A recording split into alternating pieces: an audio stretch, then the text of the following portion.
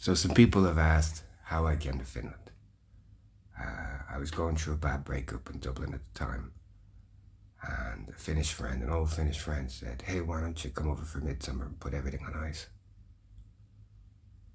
You know, it was the sort of breakup you don't really ever recover from. And I did. I came over for midsummer, and it was amazing, and I loved Finland.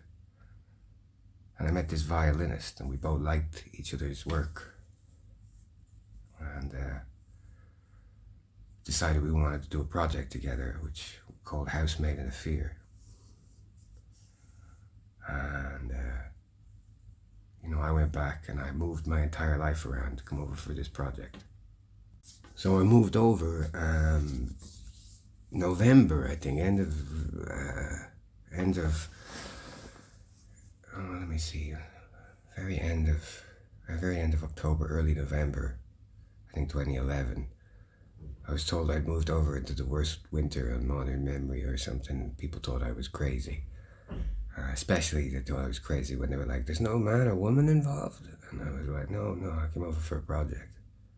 And we were supposed to apply for funding and all this stuff. But it fell true because her boyfriend, the guitarist, was a terrible alcoholic. You know, the type of, it wasn't a fun alcohol. There was no stages of fun in that alcoholism. So it collapsed. But as luck would have it, I met another violinist, and we kind of decided to have a relationship. We fell in love, and I think I had already decided to stay in Finland. I really liked it. And we were trying to do this other project, which wasn't music related, which I talk about some other time. I'd still love to have done it. It was a sprawling multi-segment project. It was really fucking cool.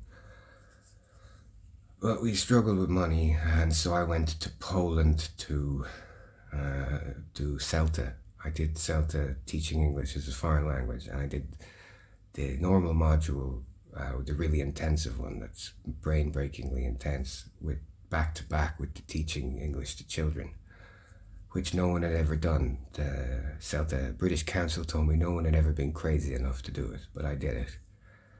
And over the course of that, we broke up because I think there was still unresolved issues from their very recent divorce. But we're still friends, and we've remained talking to this day.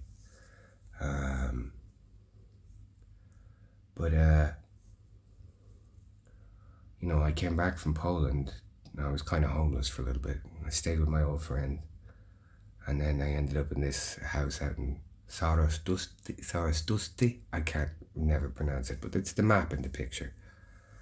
And that was fucking weird. The lady there, who was younger than me, she's living in this crazy kind of large, unfinished house, which she built with her boyfriend, who was like 16 years older than her, or more. And he'd met her when she was 14 and he was 30-something. And he'd left his wife for her when she got of age. All really weird stuff. He still had an office in her house, and he used to come by and they would argue outside my door.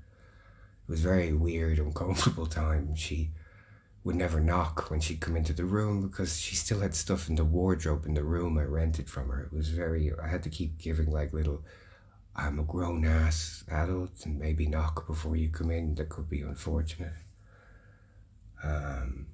But I'd resolved to do an integration class and learn Finnish. I really wanted to learn Finnish and stay and build a life in Finland.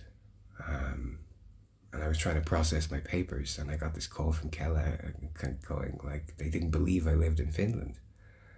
And I found out like from my then landlord. I was like, "What are they saying?" And she was like, "I'm not paying tax on you." And I was like, "You told them I don't live here?" And she hadn't filled out any whatever she was supposed to fill out. And I said, "But what if they come looking or something?" And she's like, "I'm just gonna tell them you never paid me and then you left." And I was like, "What the fuck?" But as luck would have it, I met a person called Panda. Well, that's the nickname. Panda helped me get a place, which was amazing at first. That was in Helsinki. And Panda later would end up being a trainer in to do work and become a member, a housemate in the Fear, which is its own story. This is like really the abridged version. But yeah, the house, the apartment in Helsinki was where things like, the ADHD meds really kicked in and got working. I don't know if I mentioned that, but the second violinist had an intervention for me and got me diagnosed with ADHD, which was absolutely life changing. The medication, it was like lights turning on in a warehouse, going dunk dunk dunk dunk, and all that imposter syndrome and stuff with writing and music faded away, and I was able to do it. So, like, Finland gave me my life, I suppose, or gave me the me I'd always tried to be or wanted to be that was unmedicated ADHD kept locked away. But yeah, this apartment in Helsinki, which both was a miracle to get away from the crazy lady who was telling me she was going to lie to tax authorities about me. And probably still is lying about her tenants to the tax authorities. If you work in the tax office and want the details, it's probably years of it. I don't give a fuck no more. But yeah, that's where I find out about the asbestos fraud and everything, and that's its own story.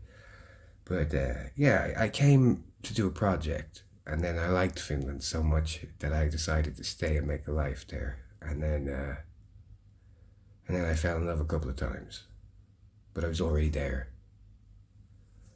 I suppose when you're running from a certain amount of pain, and you find a home, it's good. But that's the awkward first episode of background lore on how I came to Finland, or I hope that fulfills everybody in and people stop asking me that. That's the basic gist of it, the abridged version, without the funny stories. I know some people are going to complain that I've left out all the funny bits, but these lore are just supposed to get us to the current clusterfuck of how I ended up homeless in Paris. I'll get back to the funny bits. If people want to ask or something, I will. I just know I can already hear about 4 people that I know that are going like, why did you leave out the story about the... And what about... and the Soldiers of Odin story, and everything, so, yeah, I'll get to all of it. But yeah, this is just to get to now. So, and if people spot something they want to know about, I can record something for them. And as always, big love, fuck the police, but never fuck a cop.